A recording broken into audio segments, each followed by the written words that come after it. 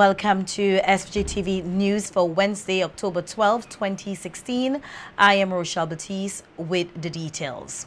Seeking to address the issue of reparations for the injustice perpetrated not only against the Garifuna but also the Kalinago people, the Garifuna Heritage Foundation, in collaboration with the University of the West Indies through their International Garifuna Conference, have for the last 2 days provided Vincentians with information that supports reparations as a necessary struggle. The conference, which ended today, Wednesday, October 12, 2016, featured presentations from a number of historians and researchers and also facilitate open discussions with persons in attendance. Nikita Tony has more in this report. The Heritage Foundation, in collaboration with the University of the West Indies Open Campus, will today, Wednesday, October 12, 2016, bring down the curtains on the 3rd International Garifuna Conference, right here at the Peace Memorial Hall. The well-attended 2-day conference, which was held under the theme The Garifuna Diaspora, Yorme and St. Vincent and the Grenadines, Retrieval, Inclusion and Reparations, saw a series of presentations and panel discussions on the reparation movement and the need for more research to be done on the Garifuna as well as the Kalinago people. Speaking at the 4th panel discussion on reparations and the indigenous cultural exchange during the morning period, PhD student at the University of Toronto, Shanella Charles, highlighted the struggles of the indigenous people of Guyana in obtaining lands, noting that the struggle continues up to this day. Rather than living in reservations, indigenous peoples would now be living on the land they actually owned. But the government was also sending a clear message to indigenous peoples. Receiving their lands was contingent on their agreement to the Amerindian Lands Commission report.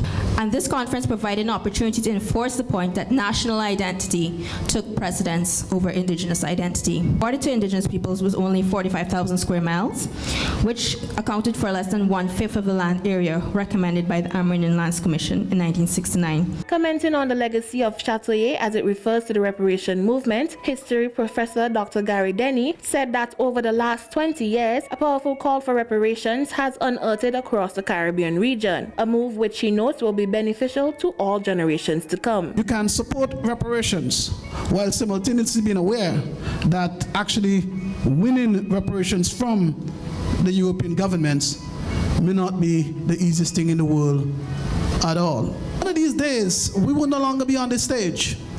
But our children would be, and our grandchildren, and our great-grandchildren, and they would be the beneficiaries of this kind of work. And this kind of work strengthens them. Regardless of what is the ultimate position that Britain or France or whoever else might occupy in the call for reparations, we would have repaired ourselves. Renowned historian Dr. Leonard Honeychurch, in his presentation of the reparation struggles of Kalinago people, pointed out that the issue of reparations must be treated as a court case, which will require concrete evidence in order to achieve success. Or whether the British government is ever going to pay reparations or not. I think it is a necessary exercise for us to do, just as you had the truth commissions in South Africa. It's necessary for us to dig through our history as much as possible to the deepest depths and provide our people with a completely alternative vision of what has happened during our historical experience and what has made us the people that we are today, of whatever ethnic group within the Caribbean. As the struggle for reparations continue, the Garifuna Heritage Foundation urges all Vincentians to become more aware of their Garifuna history, culture, and heritage as a way of reviving, recapturing, and retrieving their rich traditions. Nikita Tony reporting for SVG-TV News. Preservation of our culture should be at the heart of our identity. That's the view of Dr. Karen Martinez, Dean of the Ecumenical Junior College in Belize, during her presentation yesterday at the 3rd Annual Garifuna Conference. Dr. Martinez noted that education is a useful tool in preserving culture and called for the connection between school development and knowledge of our past.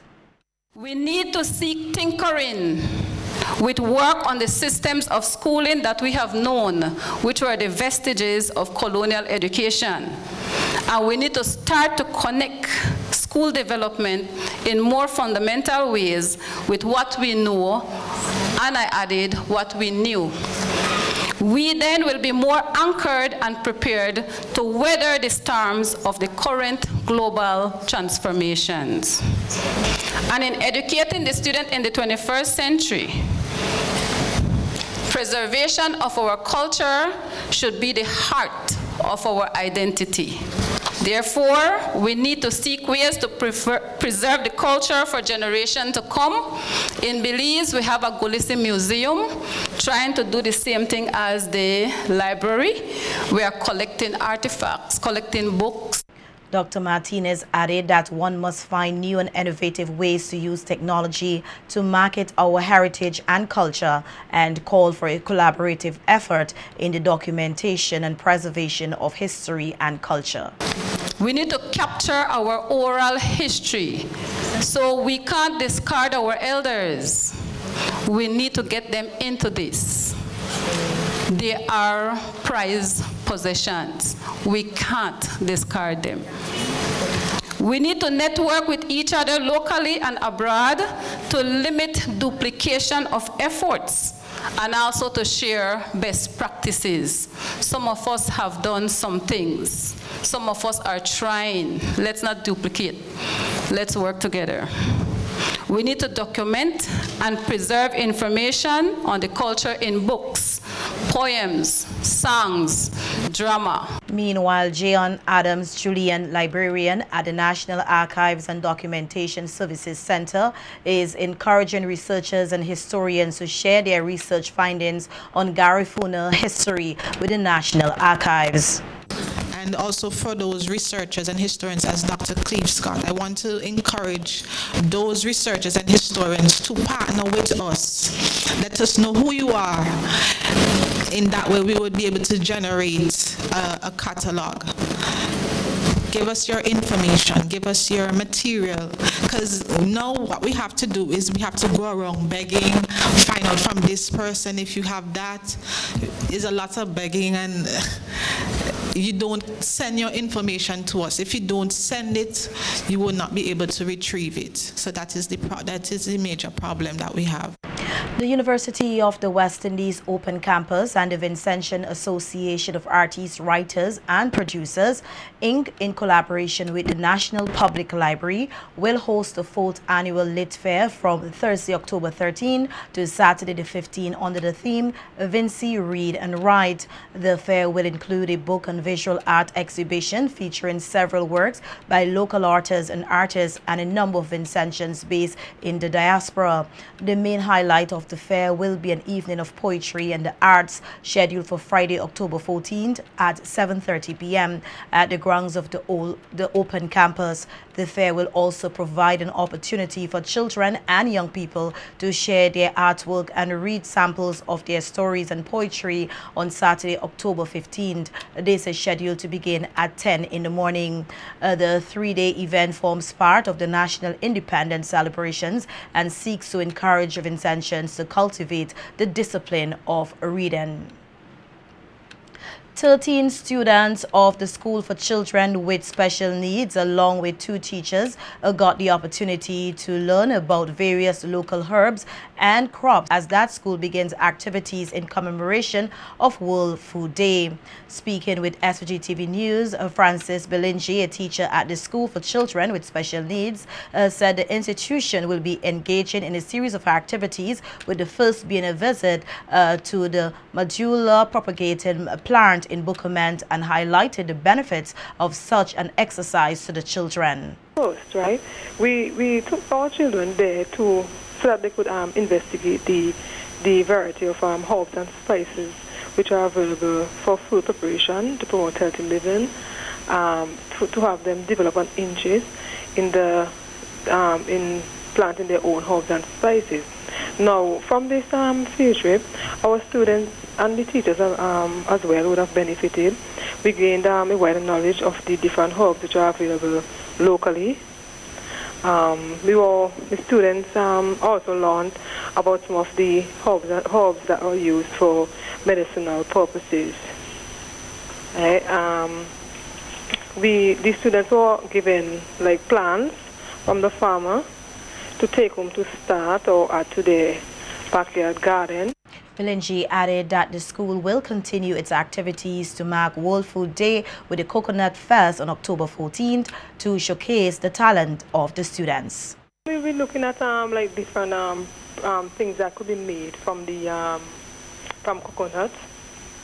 So we'll be having excuse me. We'll be having like maybe like earrings that could be made from it. We'll have like tarts, sugar cakes, and so on display. And the students will be a part of it as well? Yes, they'll be part of it. They'll be making some of the stuff in our kitchen. We have a cookery class. They'll be making some of the making some of the things that will be on display. The National School Cooperative Awards ceremony will be held here tomorrow, Thursday, October 13th at the Peace Memorial Hall. The event is an initiative of the Cooperative Department and the Ministry of National Mobilization in collaboration with the Ministry of Education and the cooperative sector. The objective is to highlight the success of the school cooperative program by drawing attention to the importance of thrift in the growth and development of the school cooperative program, acknowledging the tremendous financial achievements by several students in the school cooperative program, encouraging stakeholders to intensify their collaborative efforts and recognizing schools cooperatives as a platform for early youth entrepreneurship.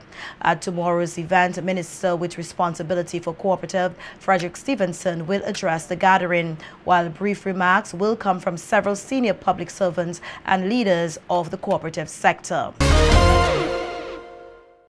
It is vital that persons legally protect themselves when settling on any agreement, so says Queen's Counsel Panel Campbell. On his Law and You television program aired on Monday, October 10th, Campbell stressed the importance of having the proper documentation when persons are settling on any agreement, as according to him, it constitutes primary evidence on what was agreed upon and also serves as protection in the event of a dispute.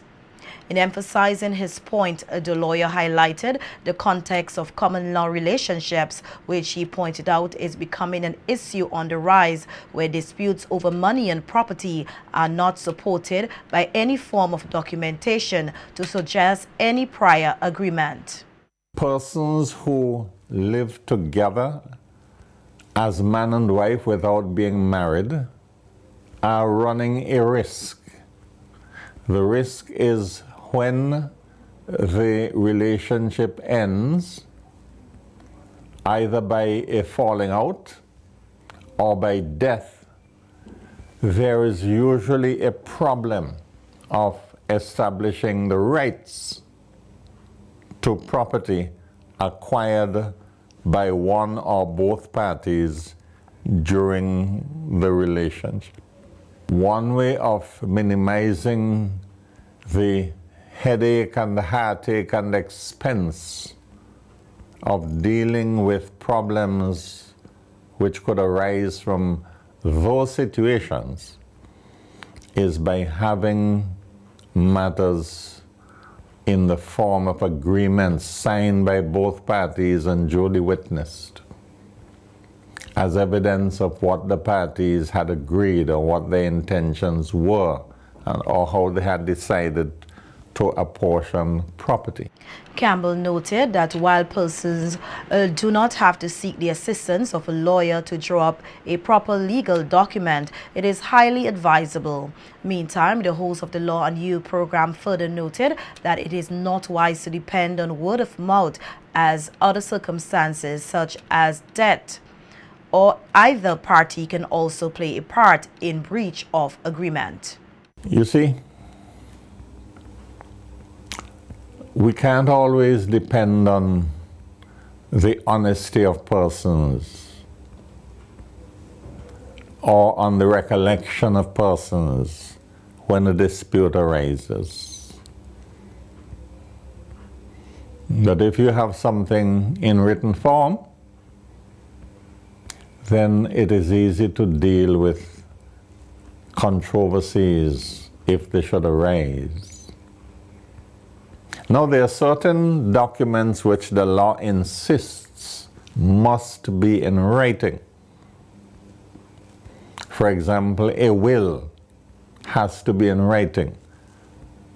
And the only exception I know of is a soldier on a battlefield or a military person in the heat of battle can make a will orally. He can say what he wants in the presence of 2 or more persons. And if he dies in battle, their evidence as to what he said could be regarded as constituting a will.